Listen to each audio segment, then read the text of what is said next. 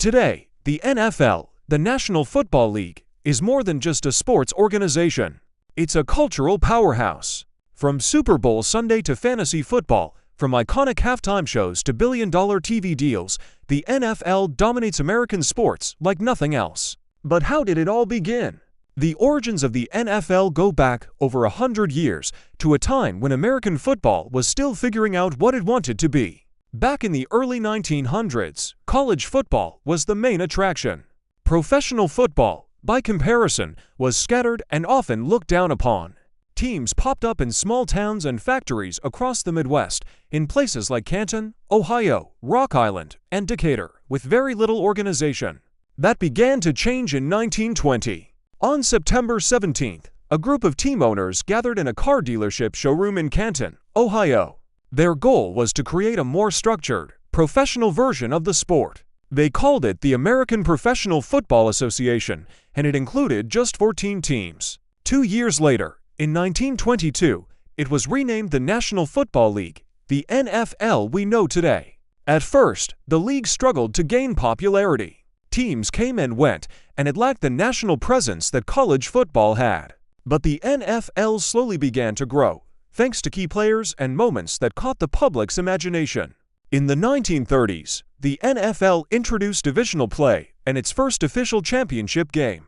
The league also began to embrace the power of media. Our ADIO broadcasts brought the game into homes across the country, and fans began to form attachments to their hometown teams. But perhaps the biggest breakthrough came in the 1950s, with the rise of television.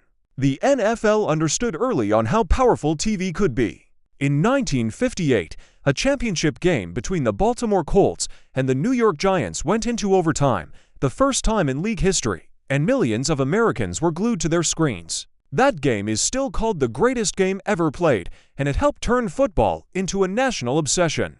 Then came the 1960s, a decade of transformation.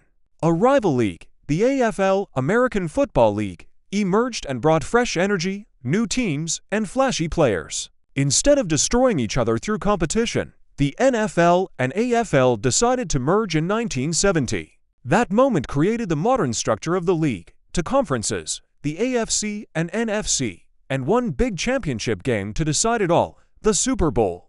And what a game the Super Bowl became! With its epic matchups, star-studded halftime shows, and massive commercials, the Super Bowl quickly grew into the biggest single-day sporting event in the world. It's not just about football. It's an American holiday in its own right. Through the 1980s and 90s, the NFL expanded, adding more teams and building powerful franchises like the Dallas Cowboys, San Francisco 49ers, and New England Patriots. At the same time, the league embraced new technology, the instant replays, new camera angles, and eventually fantasy football, all of which brought fans even closer to the game. Today, the NFL is a multi-billion-dollar industry.